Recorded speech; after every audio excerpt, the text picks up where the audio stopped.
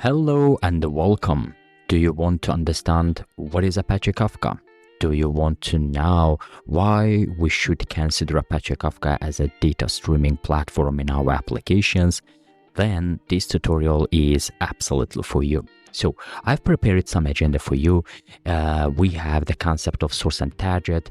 We will talk about the problems with multiple targets and the attributes you should look for, and of course why Apache Kafka. So let's talk a bit about the source and target. When you develop some applications, in most cases we are using some type of architecture, and the most common architecture we are using is the unlayered architecture or the clean architecture, and all these cases we have some type of layers, and these layers helps us to isolate some piece of data. Let's take for example, we have a service layer and we have database layer. Why we have this type of layers? Because we want to isolate these layers and to maintain them as a separate layers and maintain them as a separate elements. So if you want to change your database, you should be able easily to do it using your layered architecture. So in this case, your database acts as a target and your service layer acts as a source. When your service layer requires to change your target, it can easily do it. And also your service layer may require multiple targets. So in general, when you are developing, let's say, web application, you have a consumer. Your consumer acts as a source. Your web API acts as a target. Let's take one example. For example, I'm working on some type of application and I need to write information to my database, and I need also to notify other services. We have two other services which needs to be notified. So in this case, I have three targets and only one source. I need to interchangeably use them. I may require add one another target or remove the existing target, one of them. In this case, I need to have multiple targets and they are dynamically changeable. So the problem here is, what if we have one source with multiple targets? How to deal with this problem? This problem brings a lot of things to the table. But actually, I will talk about the microservice application here. In microservice application, we have a services, and this services, for example, one service may require multiple targets. In this case, we have complexity in the middle. So if one API requires multiple targets, this API also require multiple targets, and we have communication complexity between targets and APIs. The problem here is we are dealing with this issue every time we develop big applications. Long story short, the complex communication between source and targets should somehow be resolved. And this communication issue brings a lot of other problems to the table, like fault tolerance, high performance, scalability, and other issues, which we are going to talk about a little bit later. So what problems we have and what type of attributes we should look for when you try to avoid these source and target. You also need to consider that you may require these attributes. In most cases, you will require these attributes to be resolved. So we have communication complexity, we should avoid it. We have communication complexity duplication.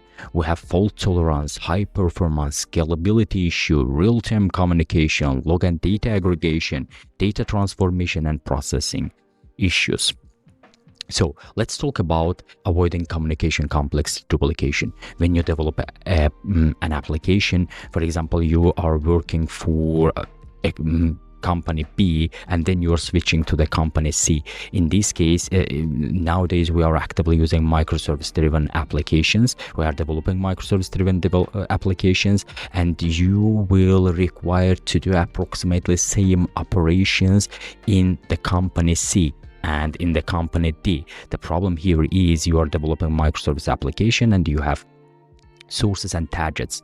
In this case, our APIs acts as a source and we have targets. You should somehow isolate these issue, the source and target, and you should be able to develop some type of pattern, and not to every time develop all these things from scratch. I mean, not to deal with communication complexity again, you should think some type of pattern. Okay, so the third attribute here is the fault tolerance, the ability to continue operating without interruption even if one or more of its components fail. So in your microservice development, when you try to isolate your source and target, you also will face some type of fault tolerance, because you have multiple let's say targets, and in this case the fault tolerance is one of the most important attributes for you. So your application,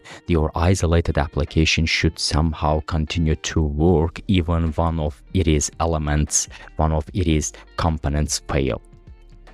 When you have multiple targets, your application shouldn't be slowed. It should have high performance. For example, when you have one source, one target, your application is working quite well. But when you have multiple targets, you need to notify your other targets also, and it requires some time, and this means your performance is going down. So you should somehow avoid this problem, and your application should be able to have high performance attribute. The other one is scalability. Your application should support horizontal and vertical scaling. When we talk about horizontal scaling, it means scaling out, and when we talk about vertical scaling, it means you have one server and you are adding additional hardwares to make it to support huge data loading, huge request response processes. Horizontal scaling on the other side means when you have small servers and you can extend them physically. Let's say you have 4 servers, now you want to make it to 7 servers, so your system should support both vertical and horizontal scaling. Your application should support real-time communication, because nowadays microservice development requires to have a real-time communication. In most cases, it means data streaming, real-time communication, and providing real-time events. Your applications should support also log and data aggregation. It means, for example, you have some type of information from different sources, and you should be able to aggregate and log them. The other attribute here is the data transformation and processing. This is also fundamental steps in the data lifecycle that involves manipulating, cleaning, preparing data for various purposes, such as analyzing, reporting, and storage. When you have multiple targets, you may require to combine them, to transform them, to do some logical operations on them. So your application should support all these attributes. And at the end, why Apache Kafka? Because Apache Kafka created by LinkedIn, and it is maintained as an open source project under the Apache Kafka Apache Software Foundation. So the Apache Kafka is used nowadays by the Netflix, Airbnb, Uber, LinkedIn, and other big companies. Apache Kafka has all the attributes we mentioned before.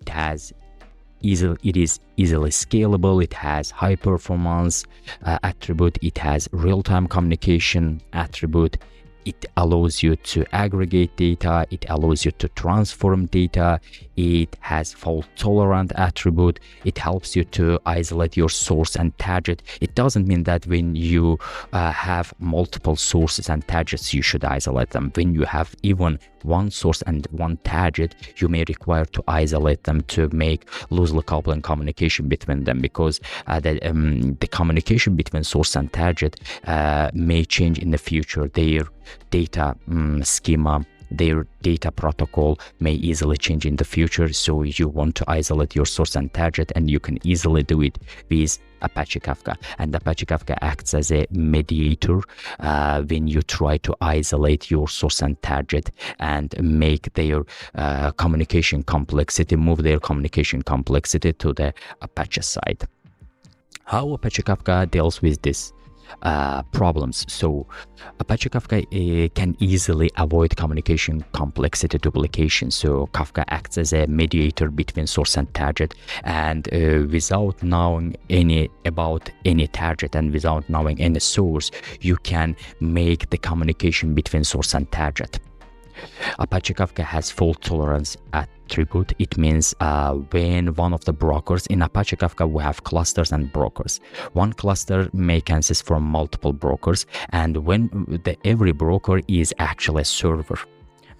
It is a bootstrap server which knows information about each other, and when one broker fails, the other brokers continue working. So in this case, we have some type of producer which produces data, and we have consumers. Let's say this broker failed. In this case, this producer will produce data to the second broker, and this consumer will take information from this broker. So there is no difference in your cluster where you have 2 brokers or 5 brokers. If you have 5 brokers and 2 of them get down, then the system is working without any issue.